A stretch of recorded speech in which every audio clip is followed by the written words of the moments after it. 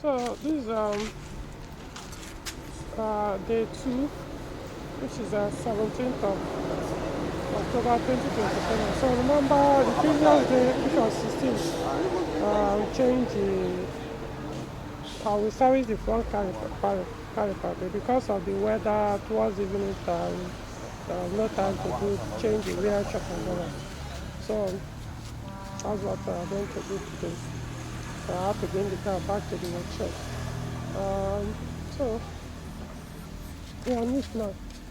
And so far the brakes are now perfect. In fact, this morning I had to even remember the front ones were washed out, the old fluid washed out with new ones, the rest is new. But the rear ones, so all I now did was this morning, so I flushed them out too, so I have to beat them several times until I started seeing fresh fluid. So that's how I knew that the old fluids are out. So breathed the front. In fact, eventually I came back and rebreathed the front self, and now the brakes are even much better, the performance much better. So let's see. Moi, parce que je n'aime pas aller en bas.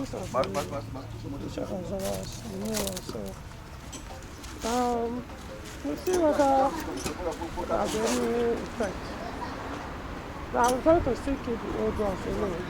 Because if I bring them out and confirm that they are terribly bad, or they might still be good, who knows. But there's a reason why I'm changing them, which I'll talk about it. So I'll keep you guys updated. Then we just put and see. So this is the old one, this is the new one.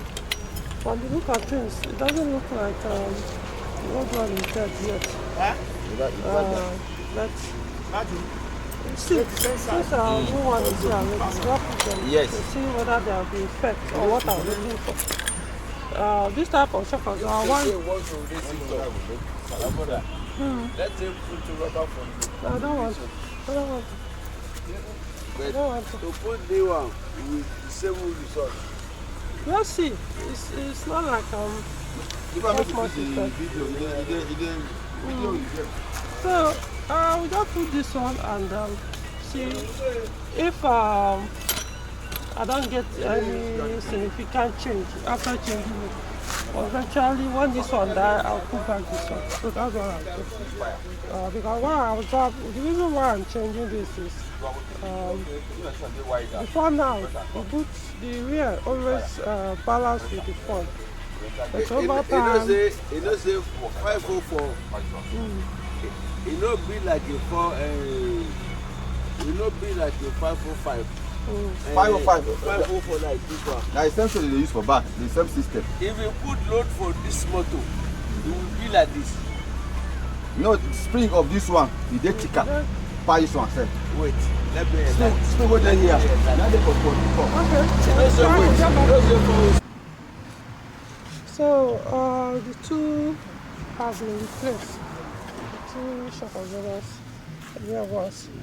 So the new ones are now in. So this is the old one, the two of them. On the look of things, it appears probably these are Morio. Probably these are OEM.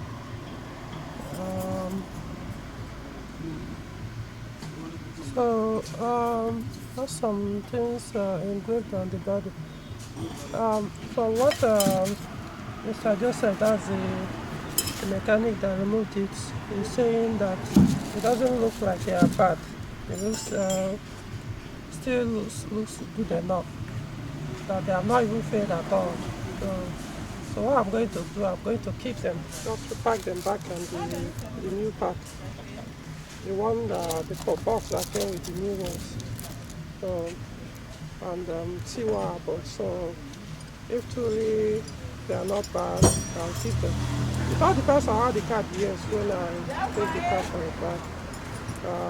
So if I don't see any change, then I'll zoom this out. I've done the test and he's saying I want to force his judgment because I don't really know much about how to detect a faulty rear shock absorber for 505. For all these other ones, newer model product or newer model product, I can do that, but for these ones, no.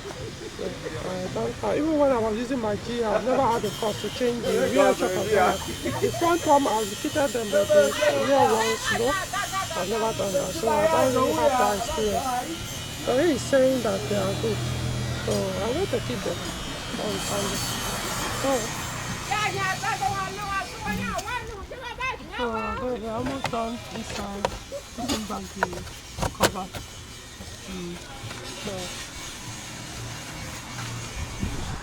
So cover is back. I'm trying to put the other one. So the two tires are there. So we'll see.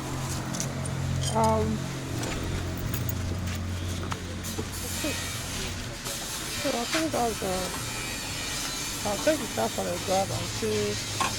But it's not really about the drive, because even when I was using, it wasn't showing me any symptom of rear shock, faulty rear shock absorbers, like making sound or not absorbing shocks as it's meant to. They are meant to do, but the fact that the rear, only small load I put on the boot, it pressed the rear too low. So I assume most likely the rear shock absorbers are already weak. So maybe that's how they are. I don't think it should be. But one thing I could say is that could also be that actually it's not from the shock absorber, it's here. They adjusted this before this car was driven from Lagos to Abuja when I made the purchase. So I'm not sure whether you guys can see here. So they increased the height here. You can see. Maybe you can see it from here. They increased the height on the front shock absorber here. So I know it's expected that the front will be a little bit up than the rear. So ordinarily I want to reduce it back, but I decided I just don't want to start messing with all these things.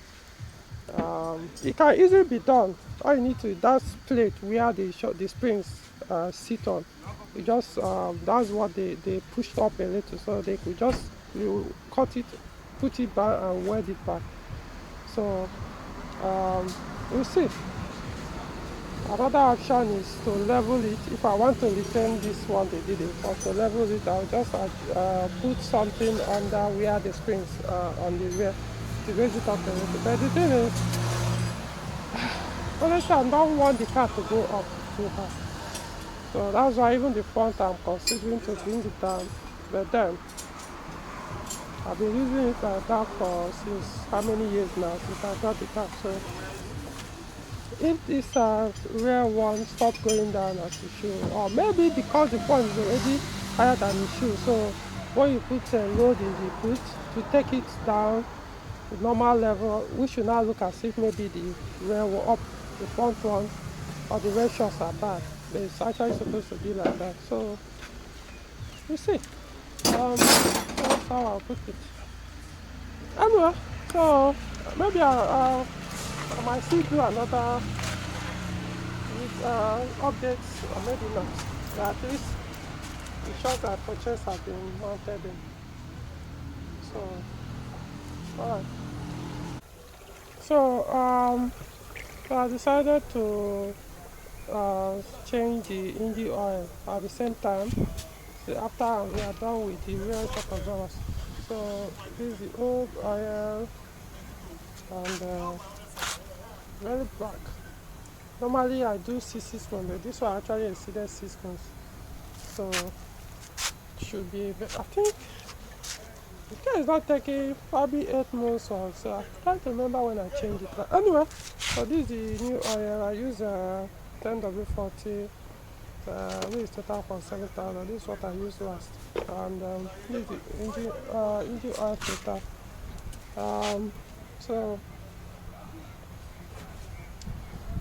So basically, yeah.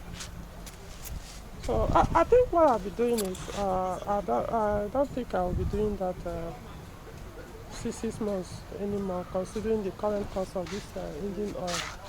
So I'll probably be doing 8 months or so. Um, so um, now for those wondering, 6 months is the recommended the duration apart from the mileage. So say every 6 months, that's twice in a year. So that's recommended from Peugeot, but I'm not going to do it. I'm going to increase it, add more months. I don't get up to the mileage recommended. What's the recommended mileage? I think 7,500 kilometers. I try to remember.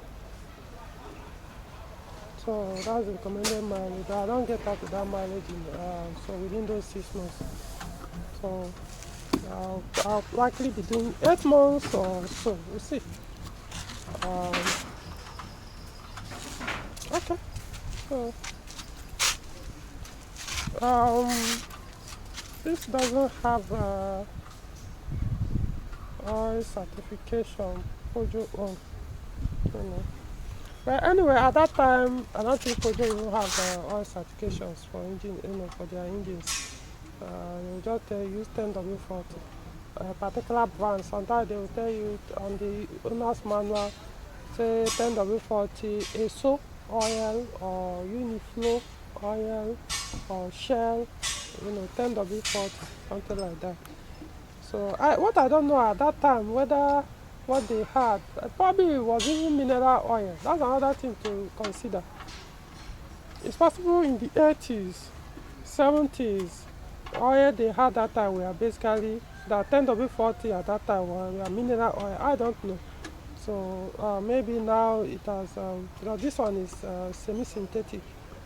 So in other words, it's a higher quality to the mineral.